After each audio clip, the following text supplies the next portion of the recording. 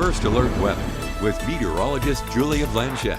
Rain, rain, and more rain. That will be your forecast later today. We have a new low pressure trough located way off the west coast, and that low pressure trough will bring us cloud coverage first, some rain, and then even some wind associated with all of the action. That low pressure trough is circulating way off the coast, and you can see it's redirecting some of our wind particles. And with that being said, that redirection is showing an acceleration of wind speed as it cuts through our state right here. That means any moisture associated with the low pressure trough coming from the coast will start to travel along this same path, and that brings moisture to us in Grand Junction, but also up in the high country here in western Colorado, which means we have an interesting afternoon in store, and we'll break it down for you right here. Your futurecast clouds and precipitation show you that first convective storm cell popping up over the Utah border right around noon, and once that reaches us, it'll start to go widespread as we'll see storm activity all the way through the Grand Valley, and there's a lot of different colors flashing on and off here.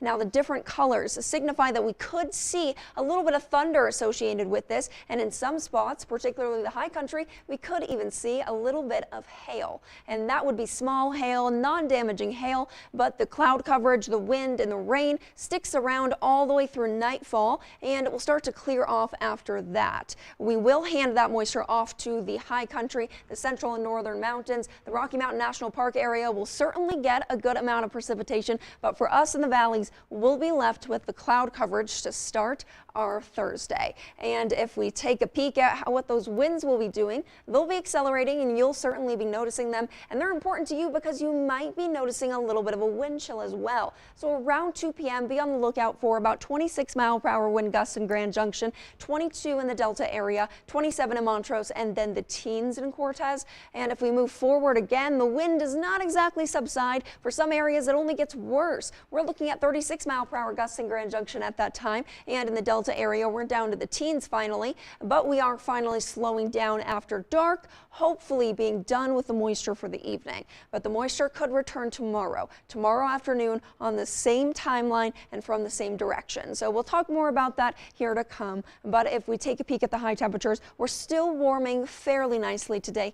83 in Grand Junction, and in Delta about 82. The Montrose area 77, and in Cortez about 74 degrees. And your low temperatures 57 in Grand Junction, 52 in Delta, and about 52 in Montrose, 46 in Cortez. So those low temperatures have been fluctuating just a little bit as well.